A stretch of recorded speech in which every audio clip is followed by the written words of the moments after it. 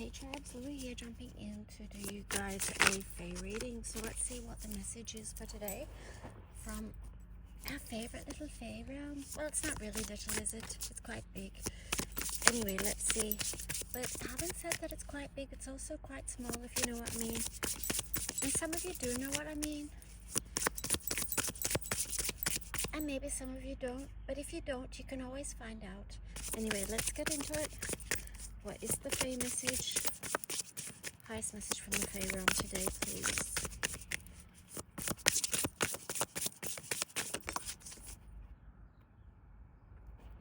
Okay, so we've got...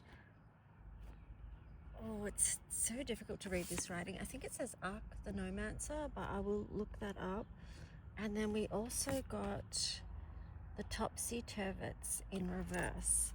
So let's take a look at what their message is. So that's a number 42. I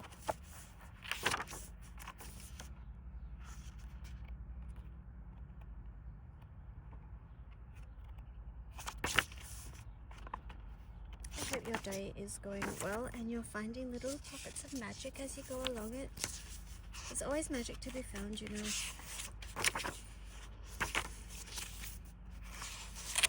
Okay, 7,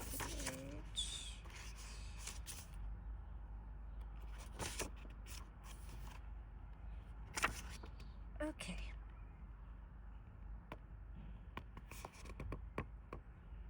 How is that?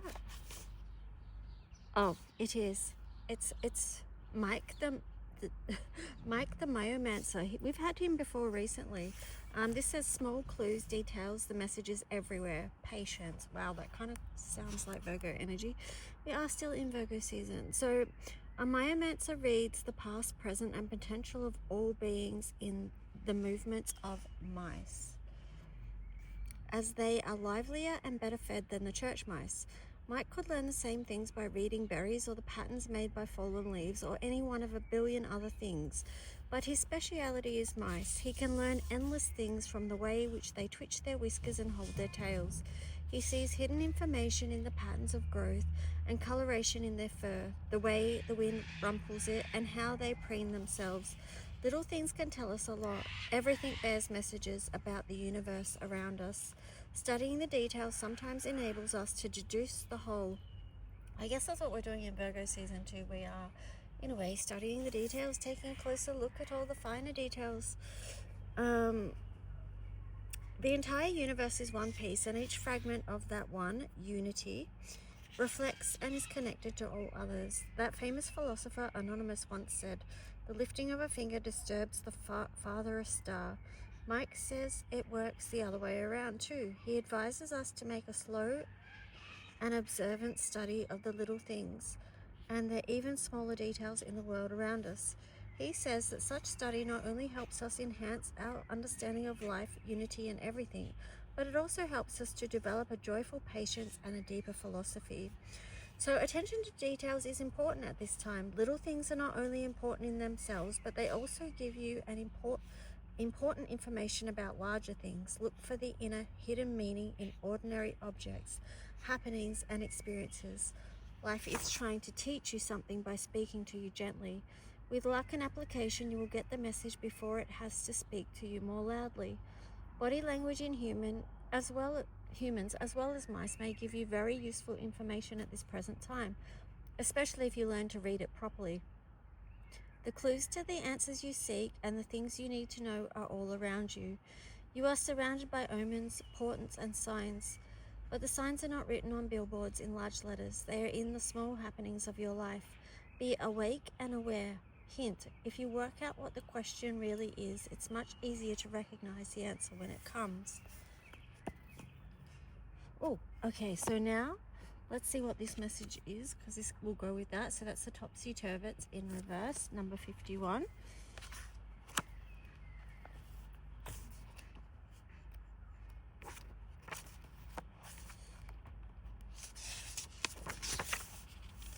Change of viewpoint, fresh looks, new ways of seeing. Ooh, yes.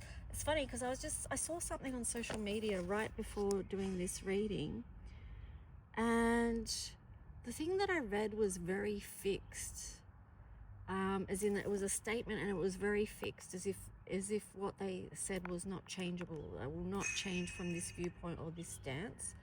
And I thought, wow, that's a pretty heavy statement to make. Like, this will never change, or yeah. Anyway, that's just what it was bringing up to me. Let's see what it is, though. So, change of viewpoint, fresh looks, new ways of seeing. When life is confusing, the Turvets may come to visit you. Nothing draws them like a bit of mental muddle. They don't cause our disarray. We are very good at doing that for ourselves and each other, but they are attracted to it. Confusion is an important stage of growth, and they delight in helping things to grow. They live everywhere. Not only humans need their help, and they're exceedingly busy. Fortunately, they are quite prolific, so there are a lot of them. When the topsy-turvets show up, it indicates that someone needs to look again, to make an effort to see things from a different point of view. It suggests that confusion may exist because we are asking the wrong questions, or perhaps we have made assumptions that are incorrect, and we have to run into a brick wall built of those misconceptions. The Turvets ask us to back up, to question our assumptions, and to try and see things from viewpoints of the other people involved in our muddle. They ask us to let go of our attachment to our own point of view, to stop saying ought and should, especially about other people. Most emphatically, they suggest that we start trying to see things as they really are, instead of as someone thinks they should be. This card is a warning that someone involved in the question or issue at hand is mentally upside down, or possibly sideways. So let's see. The reverse meaning of this card is, even when it's turned sideways in a layout, only worse, the Turvets say glumly. Okay, so that's we need to pay attention to where we're not, where we've got rigid views about something and we won't change our viewpoint or see things from a different perspective. So that one's got a little bit of hangman energy there, but especially in these times, because people can cling to their point of view so hardly that it makes it difficult for change to come through, or for learning, or for growth. And well, there's a very polarizing example of this, I guess, at the moment, which is Charlie Kirk. And one thing I think about, because that's very split and divided in how people view him a lot of the time. Some people see him as a very good person that was trying to defend human rights and things like that, and then other people see him as someone that was trying to take them away. But either way, what's standing out for me around that situation is he created a platform where people could have their voice and they could debate, and he was always trying to find the common ground with whoever he was talking with. Okay, so this is just one example. You might have your own example. There'll be a million different examples. You could take one in your own personal life, even, of where you won't change your view, or someone that you're in connection with is very rigid in the way they see things. And sometimes that's too can be with our personalities and our natal charts as well. If we've got a lot of fixed energy, we can have a very fixed way of being and doing, but even within that, we can still have some flexibility there if we're aware. Oh, I can hear a little frog in the distance over yonder, past the hill over there. Anyway, that's another little Papa Blanc story. But anyway, the thing with him is trying to find that common ground and trying to create through dialogue space where there possibly could be a change of view, or an opening to a different awareness or perspective even. Anyway, that's just a little example, but with all that we've got going on in the world today, it just feels like maybe it would be helpful if we could just tune in a little bit to the finer details of things that we're we're not allowing any movement or flow or growth. Anyway, we won't go too deep into that, or will we? But yeah, anyway, I'll leave it there. Feel free to share your thoughts about that too. Talk to you later. Bye.